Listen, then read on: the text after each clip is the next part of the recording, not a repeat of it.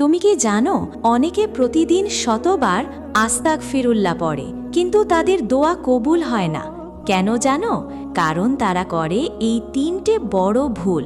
তবে তা জানার আগে একটা লাইক দাও আর কমেন্টে সবাই লিখে ফেলো আস্তাগফিরুল্লাহ, যেন আল্লাহ আমাদের সবাইকে মাফ করে দেন ইনশাআল্লাহ। প্রথম ভুল, মুখে আস্তাগফিরুল্লাহ বলা কিন্তু মনে কোনো তাওবা না থাকা। আল্লাহ শুধু জিহ্বা না, হৃদয় দেখে। দ্বিতীয় ভুল, গুনাহ করতে করতে আস্তাগফিরুল্লাহ বলা কিন্তু সেই গুনাহ ছাড়ার চেষ্টা না করা।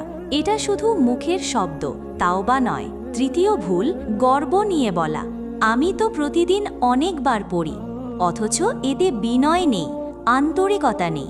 বিনয় ছাড়া ক্ষমা মেলে না।